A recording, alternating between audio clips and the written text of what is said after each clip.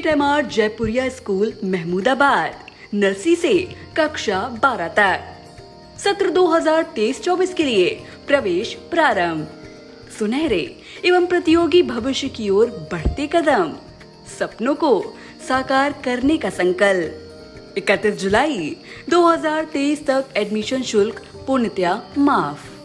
सीतापुर के सदरपुर थाने के अंदर बजरंग दल के कार्यकर्ताओं के द्वारा सिपाही को पीटने का वीडियो जो वायरल हो रहा था, जिसमें बजरंग दल के कार्यकर्ताओं ने सिपाही विनोद कुमार की जमकर पिटाई की थी, जिसके बाद आज सपा नेता दिग्विजय सिंह देव ने मारपीट का वीडियो ट्विटर पर पोस्ट कर बजरंग दल की गुंडागर्दी बताया।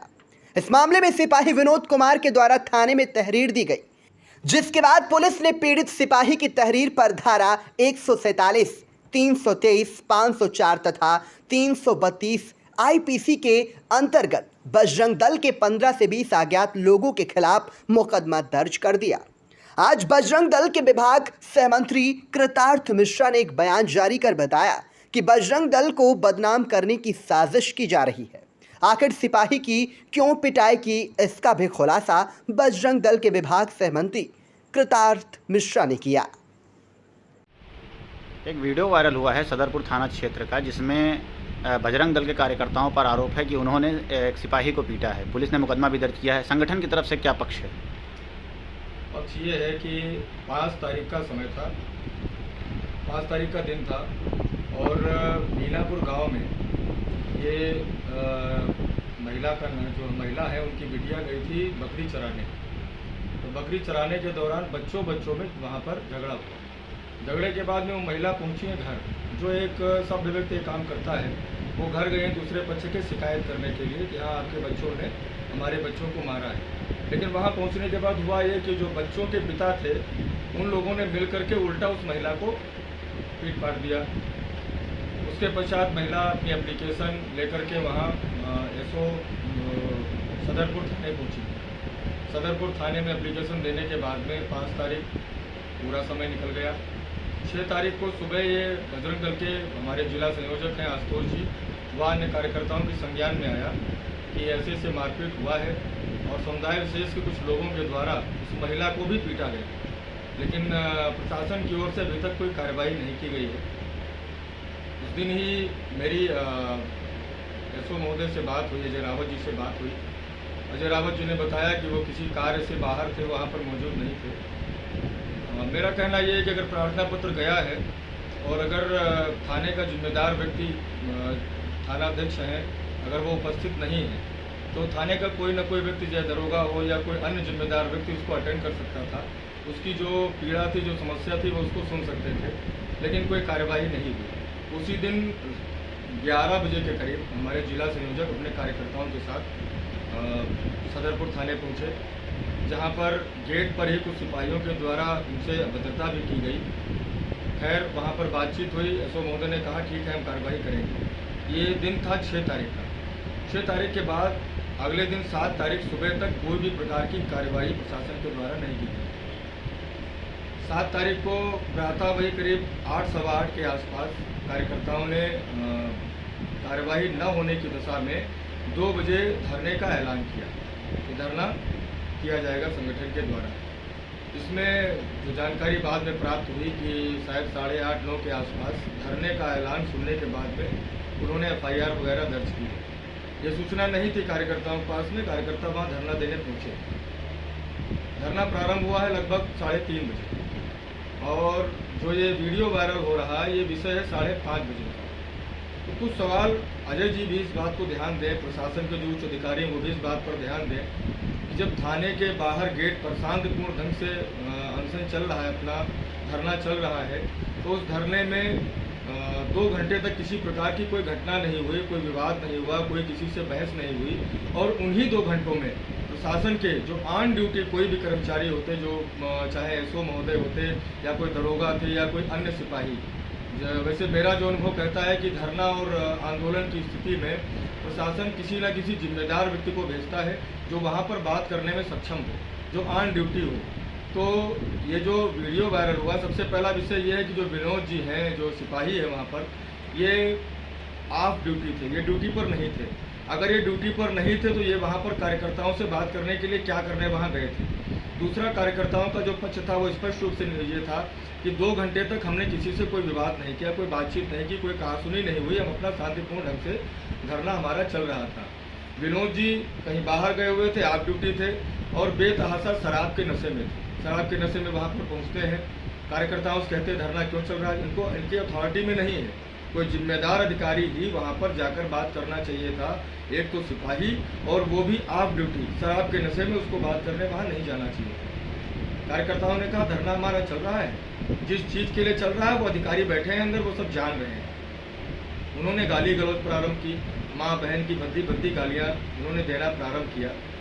तो पहला विषय, सबसे बड़ा विषय कि उनको अथॉरिटी नहीं थी, उनको वहाँ पर जाना नहीं चाहिए था। ऑफ ड्यूटी थे, जाना किसी जिम्मेदार व्यक्ति को चाहिए था।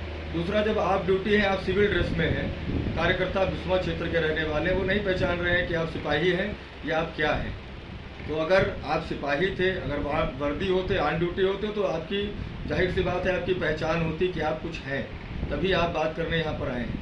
अगर आप ऑफ ड्यूटी हैं, आप शराब के नशे में हैं, तो आपको, मैं समझता हूँ पुलिस की जो सरकार की जो नीतियाँ हैं, जिस तरीके से सरकार ने पुलिस प्रशासन को कानून व्यवस्था मेंटेन करने के लिए, अपराध को रोकने के लिए जो पूर्ण रूप से छूट दी हुई है, वैसी स्थिति में इस सरकार में ये कोई भी व्यक्ति अपेक्षा नहीं करता है कि एक सिपाही शराब के नशे में जाकर के वहाँ पर किसी से बातचीत करेगा। तो स्वाभाविक रूप से जब कार्यकर्ता नहीं समझ रहे हैं आप सिपाही हैं, आप कोतवाल हैं, तो ऐसी स्थिति में अगर आप गाली गलौज करेंगे तो हाथापाई होना संभव था। तो ये विषय पूर्ण रूप से था, लेकिन यहाँ पर कई सारे सवाल उठते हैं। सवाल सबसे पहला ये कि जब महिला की प्रार्थना पत्र वहाँ पर गया था 5 तारीख को, झगड़ा हुआ था, तो अगर थानाध्यक्ष महोदय, जैसा कि उन्होंने मुझसे फ़ोन पर वार्ता में मुझसे कहा था कि मैं मौजूद नहीं था वहाँ पर, मैं बाहर किसी काम से, शायद कोर्ट के काम से या किसी अन्य काम से बाहर गए हुए थे। अगर आप बाहर थे तो कोई जो दूसरा जिम्मेदार व्यक्ति है उसको ये केस हैंडल करना चाहिए था, मौके पर उस व्यक्ति की फरियाद सुननी चाहिए थी। अगर थाने से फरियाद सुनी गई होती तो स्वाभाविक रूप से वो महिला हमारे पास तक नहीं आती। दूसरा पक्ष ये है कि 6 तारीख को 11 से 11:30 के आसपास हमारे जिला संयोजक आशुतोष वर्मा जी मौके पर इनके सदरपुर से मिलने, वहाँ सदरपुर थाने गए हुए थे। वहाँ पर मिलने के बाद में ही अगर वो जानते थे कि यहाँ पर कार्रवाई होनी चाहिए, तो वो 11, 11:30 बजे से लेकर अगले दिन प्रातः 8, 8:30 बजे तक पर्याप्त समय होता है।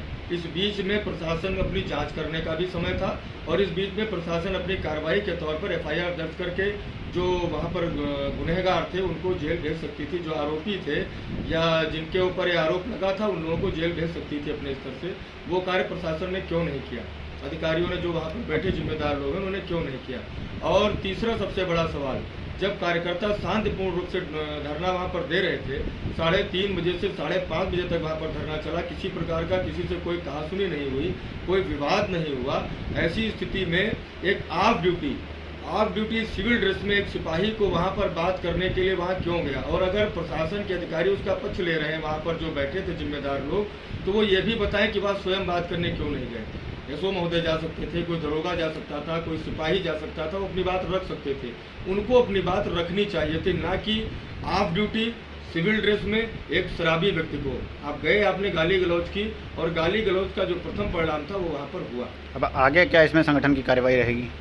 संगठन हमेशा से सामाजिक और प्रशासनिक संतुलन बनाकर काम करता है कि समाज में किसी भी प्रकार का कोई भी ऐसा कार्य न होने पावे कि सामाजिक सौहार्द बिगड़े, इस समाज की शांति भंग हो।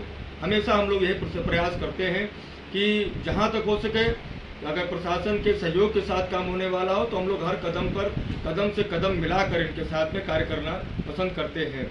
लेकिन जब प्रशासन के, चूँकि सरकार की नीति ऐसी नहीं है और जो हमारे ऊपर के उच्च अधिकारी हैं वो भी पूर्ण रूप से प्रयासरत रहते हैं कि जो धरातली कार्य हैं वो अच्छे तरीके से हों। ये जो जनता है जो पुलिस पर विश्वास करती है वो उसका विश्वास कहीं पर भी टूटने न पावे, लेकिन जो इस तरह के क्रियाकलाप होते हैं वो रुकने चाहिए।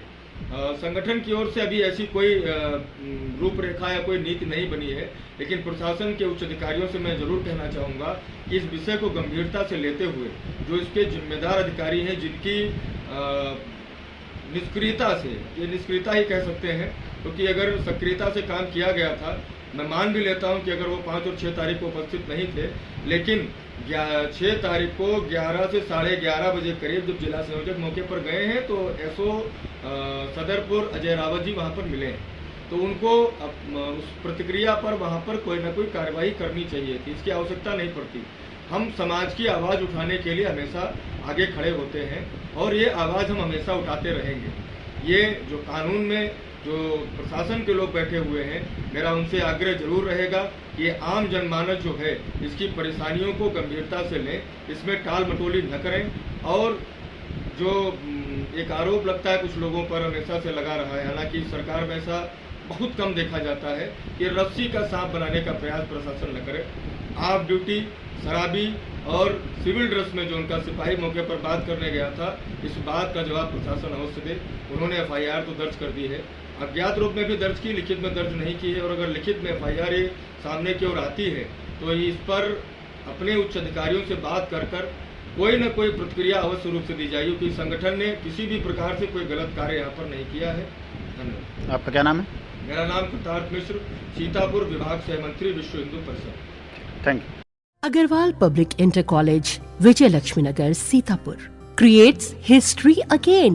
Our intermediate topper Venkatesh Maurya got first rank in city and 9th rank in district. Our high school topper Isra Azmi got 3rd rank in city. Our 3 students Ankit Kumar Vishwakarma, Himanshu Mishra and Vikas Anand Gautam got selected in central government job. Admission open for session 2023-2024. Our other institution is Shivam Agarwal Memorial Degree College, BA, BCom, DLED, CCC and O level. So hurry up.